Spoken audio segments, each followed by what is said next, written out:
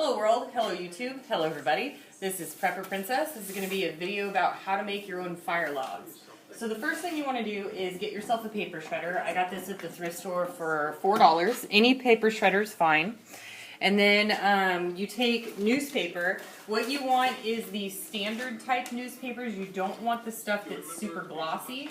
You can use a newspaper that has colors in it, just not the glossy kind, the super glossy. It just doesn't burn as well, and the bricks don't make it so very well. So you're just going to put it through the shredder.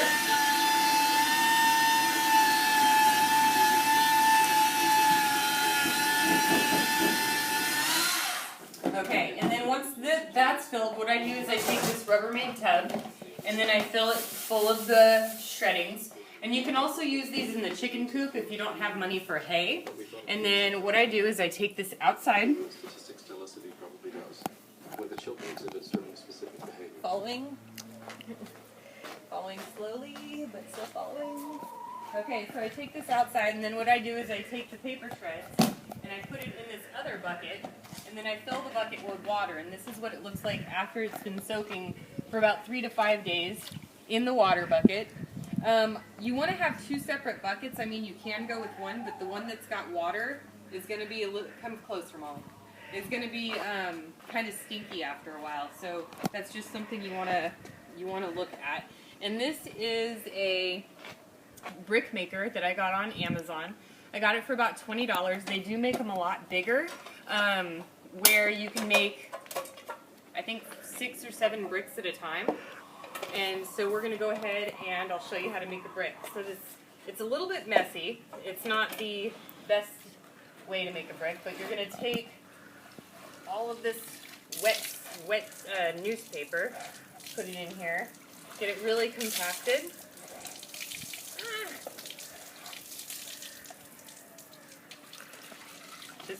It's a messy job, but it's kind of fun, so.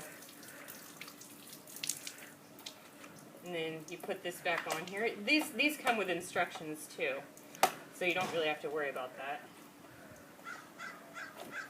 And then you take these little doohickeys. I hope you guys like my terminology and doohickeys.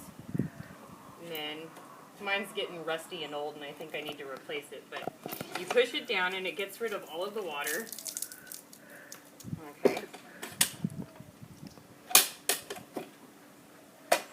It's a lot of work, but it's something that will save your newspaper from what would otherwise go to waste.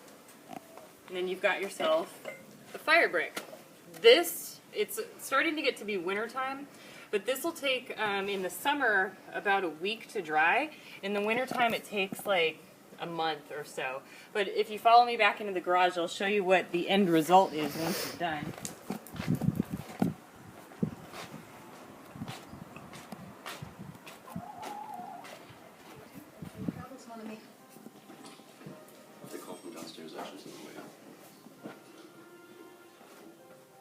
Come closer. So this is the end result of all the fire bricks that you've got once you finish.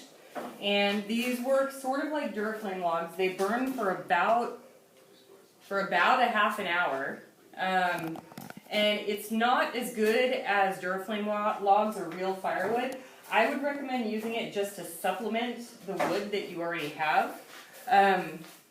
You know, they do put out quite a bit of smoke, but they do burn a half an hour to an hour. And again, I would just use it for supplementing. Another thing that you can do is you can cut them into certain smaller pieces and use them in a rocket stove or a wood stove.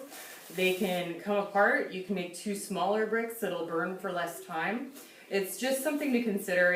It was sort of like a gimmick that I bought into. But I mean, it does do what it's intended to do. It supplements the fires that I'm already making, and it doesn't cost anything if you've already got the shredder and the brick maker on hand. So I got my money's worth, you know, $20 or whatever it was. It's something that, you know, just to supplement the wood that you already have. It's just as time-consuming as chopping firewood or collecting wood from your property. So it's completely up to you. It's just an idea that I wanted to throw out there.